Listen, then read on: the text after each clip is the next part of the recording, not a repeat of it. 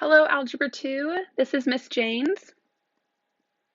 Today we are starting a brand new module, Module 6, which is over polynomial functions. You can see that title at the top of the screen. For honors, we've already covered Module 7, which was polynomial expressions, and we learned how to add, subtract, multiply, and divide polynomial expressions. We're kind of going out of order and going back to functions. And so with this module, we're going to be focusing on polynomials and their graphs and transformations and attributes of their graphs. But before we look at polynomials in general, we're going to focus in on a specific polynomial, and that is the cubic function. So you can see our title for today's notes is 6.1, Graphing and Writing Cubic Functions. And we're going to do what we've done with every other function so far and learn how to graph by transformations. We're going to also use that information to be able to write the equation as well. Okay, so the first thing we need to know is, what does the parent function look like? So my parent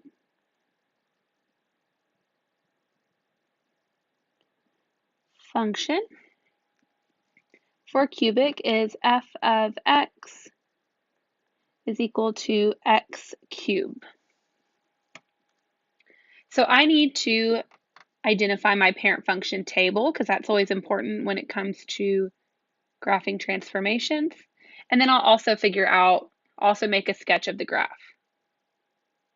So if my parent function is x cubed, then to get my y values, I'm going to cube my x values. So I'll start with -2. If you cube -2, -2 times -2 is +4, times -2 is -8. So a number cubed is still going to be negative if it started out negative. All right, next I'll look at -1. -1 cubed is still -1. 0 cubed is 0. 1 cubed is 1. And lastly, 2 cubed is 8. So that is our parent function table that we'll use in transforming the cubic function. Get a highlighter. All right, and I've made some presets for my highlighters. If y'all use the mild liners, which I do when I do handwritten notes, I've actually programmed it to have those same colors here now. So that was a fun thing I did over winter break. We'll use this blue color. All right, so let's make a sketch of that graph. This can just be a really generic sketch.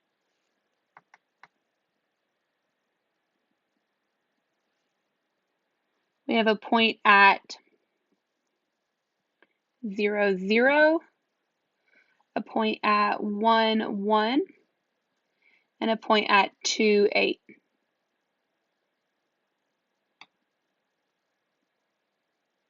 And then on the other side of the y-axis, we have a point at -1, -1, a point at -2, -8.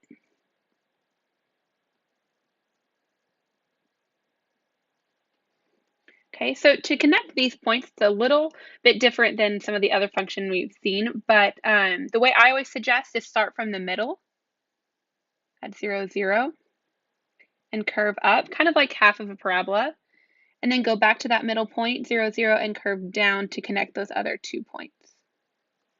And this is our cubic function. All right, so we also have the transformation function. This transformation function is our what we use to determine what transformations have occurred. So my transformation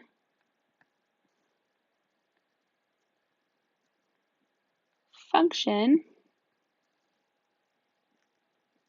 will be g of x is equal to a times b times x minus h cubed plus k.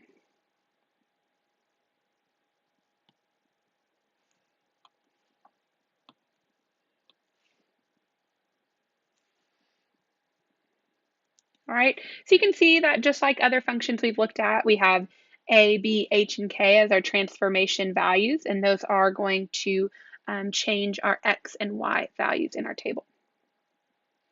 All right, so we're going to get started with some examples.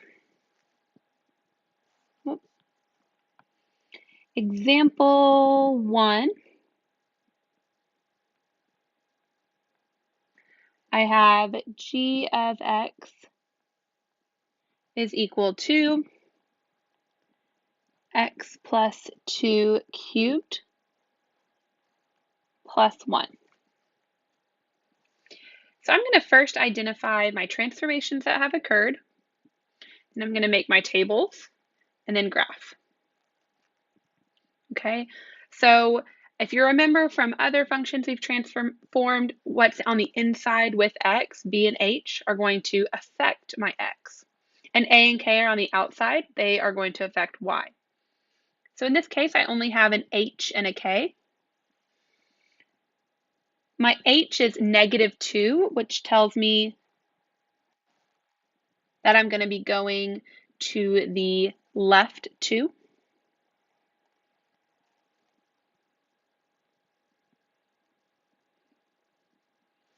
And my k value is 1, which tells me I'm going to go up 1.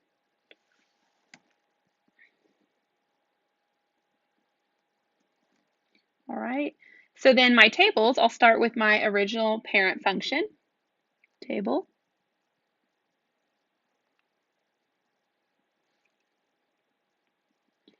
And the parent function, because I know this is a cubic function, because it has that cubed, it's going to be the values I have up here. So I'll always use that as my original table when it's a cubic function. -2, -8, -1, -1, 0, 0, 1, 1.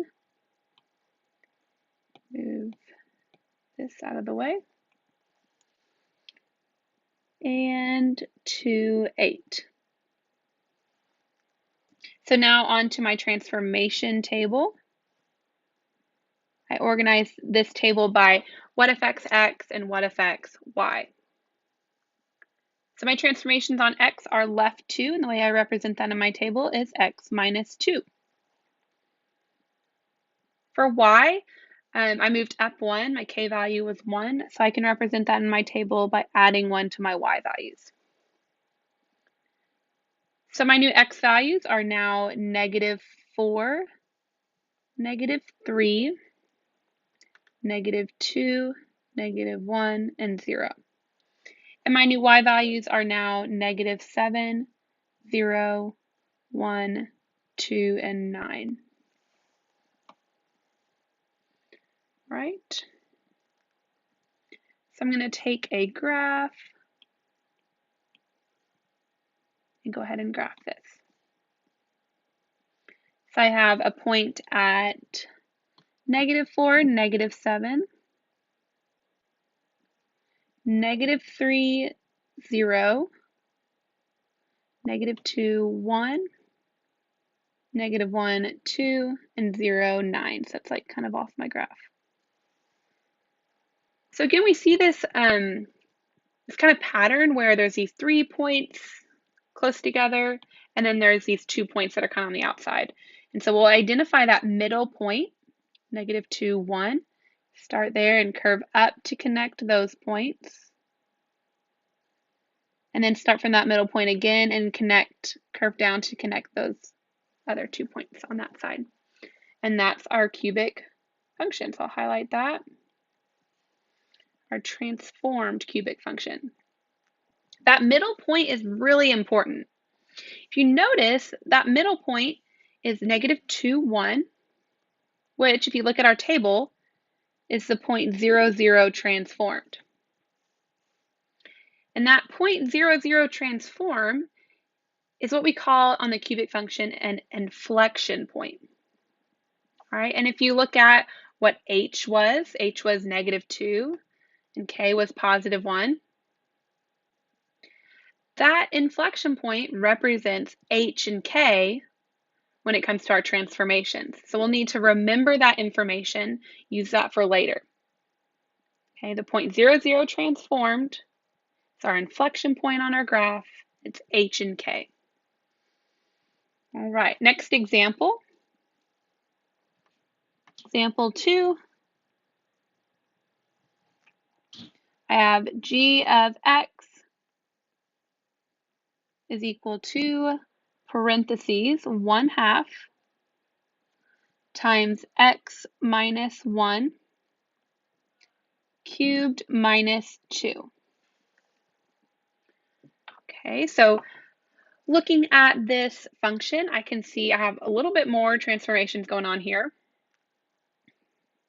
But it's really important that this 1/2 is located on the inside of the parentheses, because we can see from there that it is the b value. It's on the inside being cubed, and therefore it's a b value.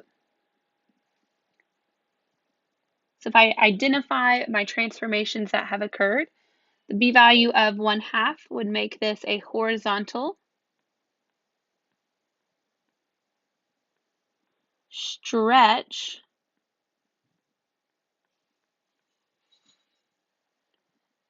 by a scale factor, I'll just say SF, of 2. So remember, b values do the opposite of what you think they're going to do. If the b value is 1/2, it's going to multiply by 1 over b, the reciprocal, and so it's a stretch by 2.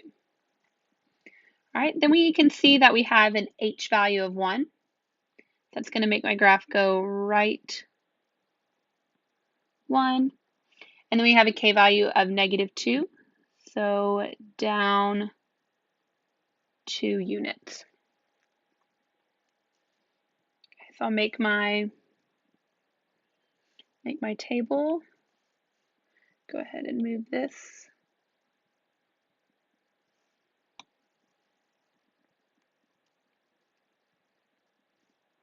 So I first know that this is starting out as a cubic function, and my parent function for that is -2, -8,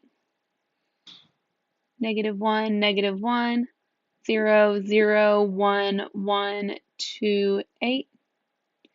And for my transformation table, I think about what affects x and what affects y. So a horizontal stretch by 2 and right 1 is going to affect my x value. That'd be 2x plus 1. And down 2 can be represented by y minus 2.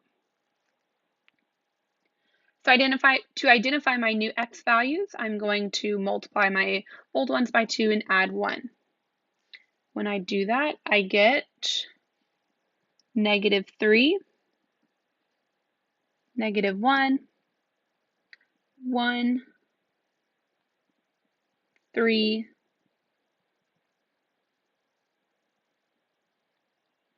and 5. My new y values, I'll subtract 2 and I get -10, -3, -2, -1, and +6. So when I graph, I have -3, -10 is off the page a little bit, then -1, -3, 1, -2, 3, -1, and 5, +6. So you can see that this definitely was horizontally stretched, because if I start with that inflection point, which is the point 1, -2, and I curve up, and then I start with that inflection point again and curve downwards, you can definitely see it's wider, being horizontally stretched. Okay. One more graphing example.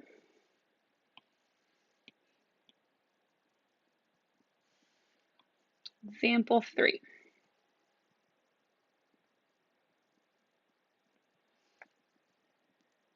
g of x is equal to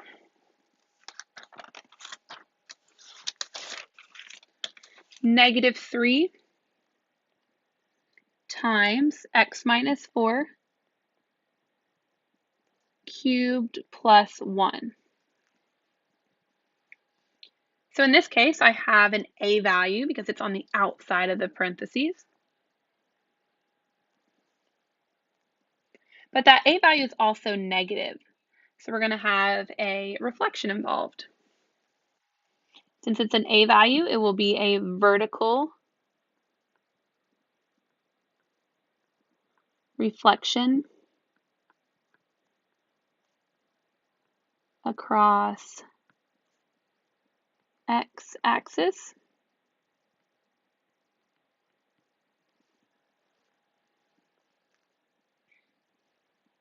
The 3 will make it a vertical stretch by scale factor of 3. And then we have h and k values. The h value is 4, so that will make it go right 4 units. And the k value is 1, so up 1 unit.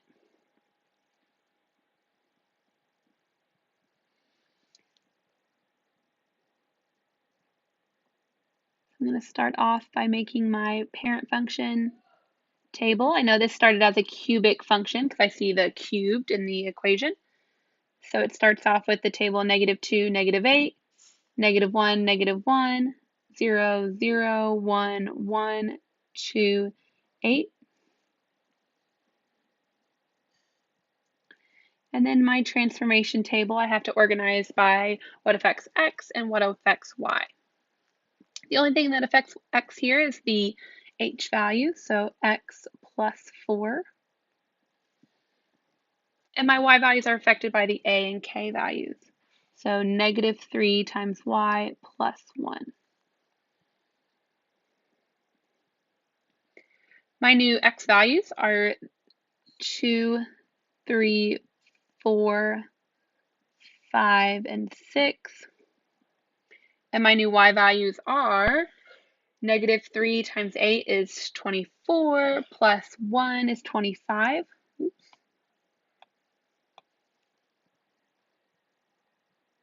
-3 times -1 is 3, plus 1 is 4. And then 1, -2, and -23.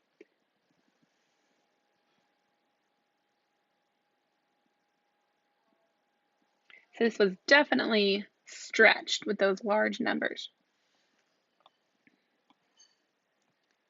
Oops.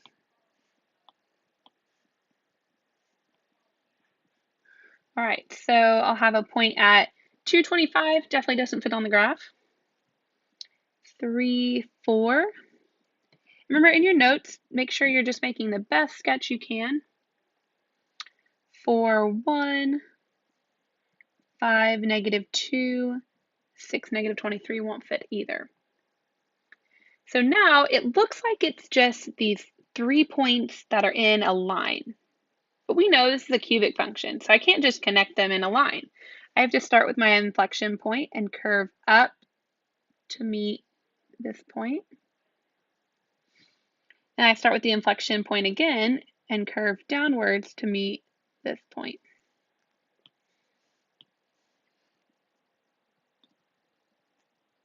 So when it's stretched vertically, it's going to become real skinny. And so that it becomes really steep, but it's not a line. It's not a straight line. So you have to remember where you started from. You started with a cubic function, and therefore your shape has to show that. Okay, so that would be my graph. All right. And so that's how we can graph cubic functions. Now moving on to writing cubic functions. In these types of examples, we are going to be given the given the graph, and we have to come up with the equation. So what we were initially given in these three examples. All right, so I'll start a new page. I'm just going to write down here that these are my writing examples.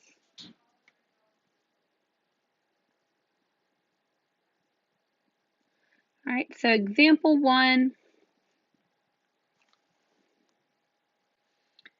I'm given this graph. So I would pause this video and go ahead and make a sketch for yourself in your notes. This is a cubic function that has points at 2, -1, 3, 1, and 4, 3. Okay, so pause, make your own sketch.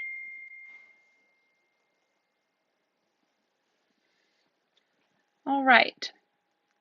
So we want to start listing some things we know about this particular cubic function. I do know it's cubic. One, these are my notes on cubic functions, but just looking at the shape of that, it's the shape of a cubic function. And so in our notes earlier, we talked about how this point right here was really important.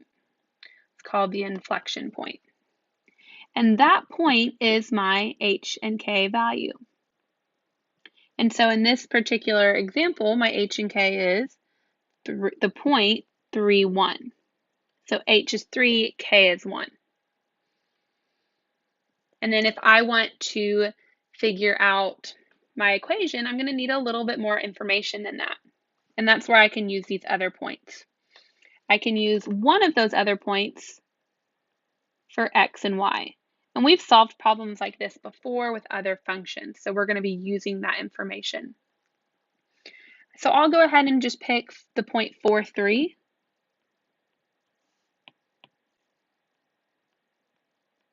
You could use 2, -1. You would get the same answer. Now, for this problem, I do need to tell you if we're solving for A or B. And so for this one, we are going to solve for A. G of x equals A times x minus h cubed plus k.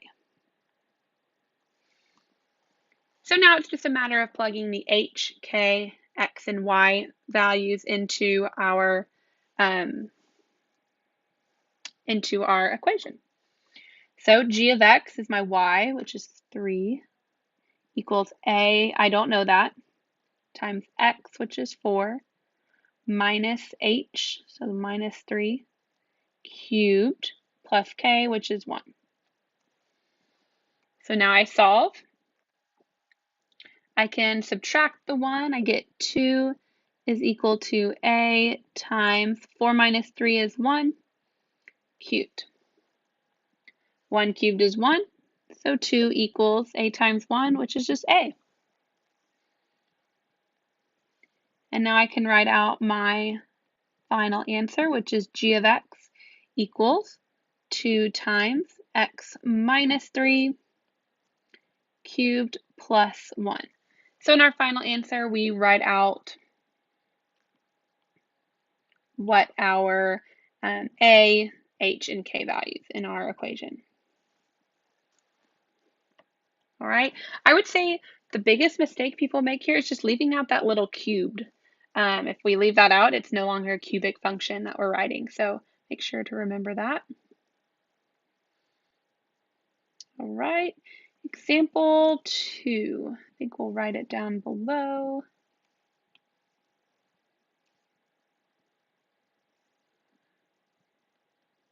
Example 2, I'm going to give you another graph. Make sure to pause the video and insert this or make a sketch of this graph in your notes. Your notes are no good to you if they don't have this information in them. You want them to be something you can look back on later. All right, so we are given this graph, and this time we're only given 2 points. And so if you look on example 1, it was really easy to figure out that the inflection point was the middle point between the other 2 points, but that's not something you want to just like rely on all the time. You can see we're not given the 3 points here. The inflection point, though, on a cubic function is always where it levels off. You can see the function levels off at this point, 3, 4. That is my inflection point. The inflection point is not just some random point on the graph. It specifically is where it levels off on the cubic function. And so my h, the point that represents h and k here, is the point 3, 4.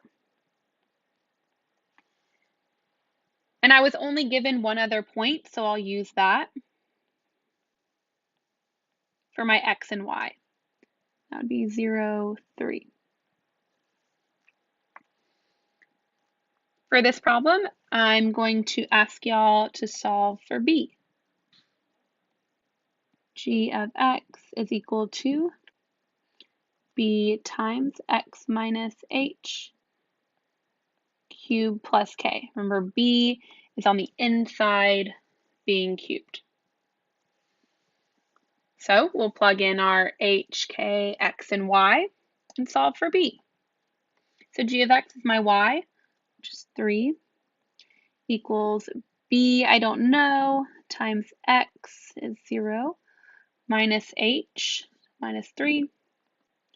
All of that is cubed, and then plus 4.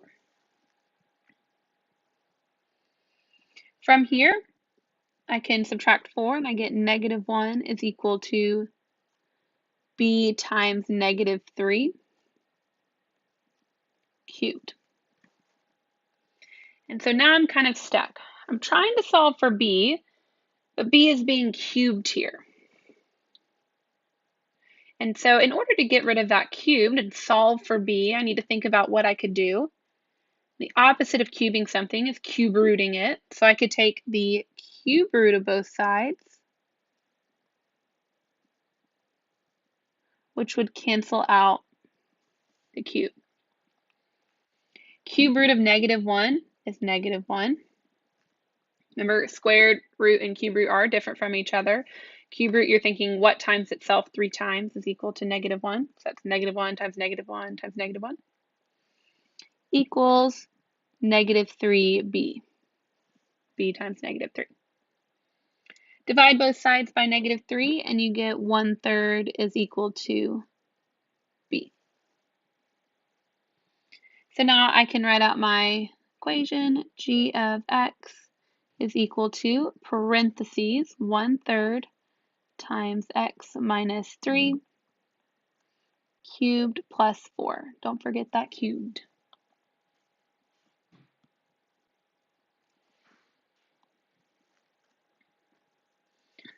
All right, so a little bit different when we're solving for b because b is on the inside being cubed. So to get rid of the cubed, we have to take the cube root of both sides. All right, one more example. You might want to try pausing the video and try the problem on your own. Go ahead and tell you in advance we're solving for a here. And then you can always play it and see if you got the same answer as we did. All right, so for this problem, my h and k is that inflection point where my graph levels off. So that would be -2, -1. And same thing with last time, they only gave me one other point, so I'll use that one. -4, -4, +7.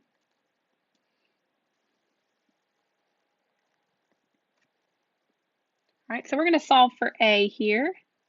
So that would be in the form g of x is equal to a times x minus h cubed plus k.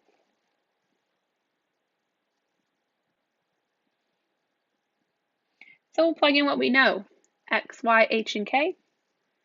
7 is equal to a times -4 minus h, so minus -2 cubed plus k, so -1. A lot of negatives here you want to make sure you're careful of. I'm going to add the 1. I get 8 is equal to a times negative 4 plus 2 cubed. Negative 4 plus 2 is equal to negative 2. And then we're going to cube that. Negative 2 cubed is equal to negative 8. And so to solve for a, I need to divide by negative 8. 8 divided by negative 8 is negative 1. So our a value is negative 1. It wasn't stretched or anything, it was just reflected. And I want to point out something here. Another point that actually existed on this graph was the point negative 3, 0. And you can see that the inflection point and that point are just one away from each other. But that wasn't the point I gave you. You really want to make sure you are 100% sure that the points you use in your equation when figuring out the equation is truly a point on the graph. Like this point right here looks like it crosses exactly, but it doesn't. And so make sure you're using the points given to you because you want to make sure that they are truly exact points on your graph. Okay, so when I write this out, I have g of x is equal to negative parentheses x plus 2 cubed minus 1.